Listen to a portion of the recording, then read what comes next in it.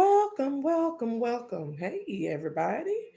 Welcome to Trisha Speaks, our Friday fun fact edition. And today we're going to talk all about a little bit of fun facts about forbearances.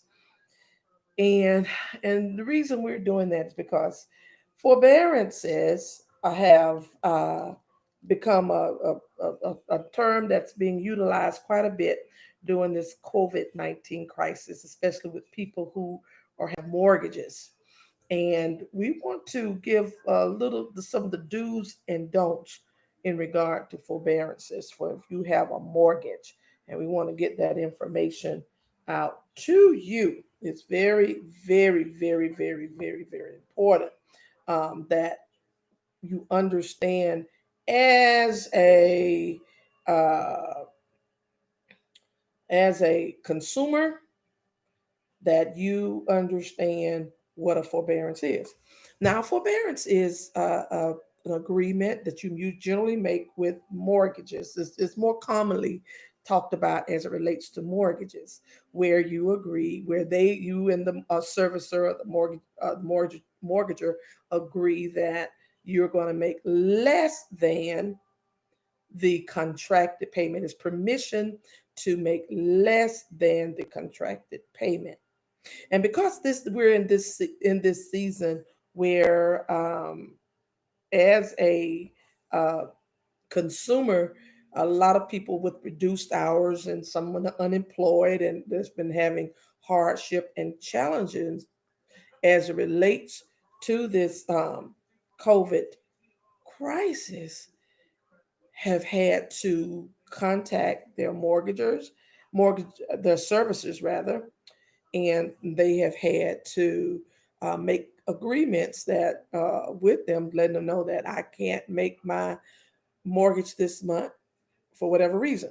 And because of the CARES Act, CARESACT,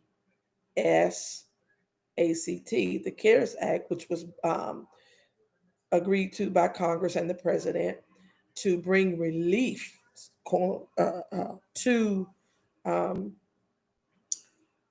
consumers, that the mortgage holders would readily forbear, especially if they were government backed or FHA, um, Fannie, Freddie, USDA veterans, that upon contact from the consumer to the servicer, all they have to do is let them know that you're having a hardship.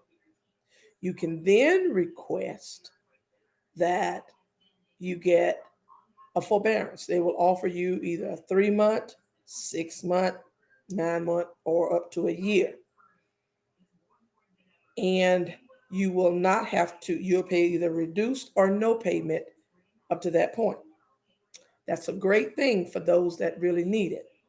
However, we have since uh, asked that uh, we we work to communicate with our clients that come in, that you be very cautious and understand that what a forbearance is, it's agreement to pay less than your contracted payment. However, at the end of that period, there is a balloon that's due of whatever the payments that's missed. And at the end of that contracted period or that agreed upon period of the forbearance, they're going to look for either the total amount of missed contracted payments, or there'll be some sort of agreement on what to do with it, whether it's for modification, whether I think as of July 1, Fannie and Freddie will work to try to add deferment as part of their waterfall list of things to do. But a lot of times, if they see that you are at a point of financial capability to be able to pay that back, sometimes they will look that will actually be paid back. So you have to really truly understand what will your servicer require at the end of that period of not paying. So one of the do's is that you get a clear understanding of what's required, what will be required of you at the end of that forbearance period.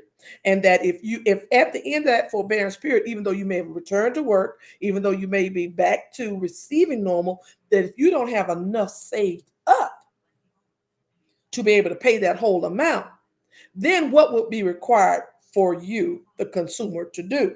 Would they be expecting that at the end of this 6 months that they're going to lend you have, and your mortgage is, let's say it's $1,000 a month? Will they be looking for you to come up with $6,000 out of whole cloth? Will they be looking for you to pay that? And if not, then what will we do? Or then will you be looking for me to modify my whole mortgage? Will you be looking for me to modify it? Or will you be able to give me a deferment? That means that you take whatever that amount that I am owing and just place it on the end. Some of the don'ts is don't go into a forbearance if you can help it, if you don't know exactly how you will be coming out of that forbearance, how the servicer is going to allow you to come out of that forbearance. Don't want to make a bad situation worse or get you put in a situation where you are worse off than when you started. And now you're at true risk of losing your home. And so you want to make sure that you have a full understanding of that. Don't be afraid to ask questions. One of the things that sort of get people a lot is because you can just actually go online and request a forbearance and be granted one. And a lot of times, if you don't read the fine print, you get caught up. So it's always good to take the time, ask for a call back, fully discuss what does it mean for me being in this forbearance, not just to be in it, but what does it mean to come out of it? One of the great things about the forbearance is during this period, if you go into it current, there will be no negative credit reporting, and that you will be considered current throughout. However, if you were already behind, let's say you were 30 days behind, 60 days behind, 90 days behind, if you were already behind going into it, right, then they're going to continue to keep you in a behind status. That they'll keep reporting that you were behind. So it's good to understand, because even though there's no negative credit that's supposed to be reported under the CARES Act during this forbearance period, you're actually frozen into place as how you come into the forbearance. So if you were current at the end of the forbearance or going through the forbearance, they'll report you as current to the credit bureaus. If you were 30 days late, they're going to continue to report you as you were, unless you cured that delinquency, unless you cured that thing, they're going to continue to report you as you were. So there will still be a negative reflection.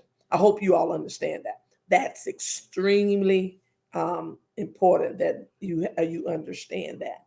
You want to always be mindful of what you agree to as it relates to your mortgage, that you'll be able to, you don't want to be set up for failure, right? You don't want, so if you really, they're offering you 3, 6, 9, 12, most up to 12 months. And if you really don't need but 3 months, just say you really got to have it, then just try to keep it to as minimally as possible. That's very important as it relates to forbearances.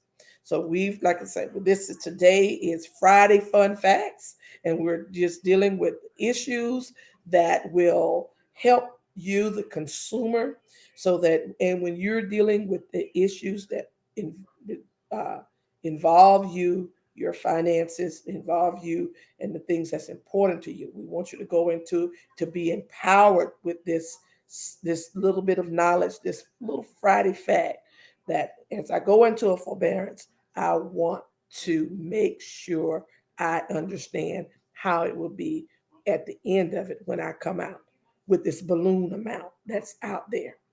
Because I'm telling you, you are held accountable to the contracted amount that you have when you win it. So the contracted payment is $1,200. That's what you are held to.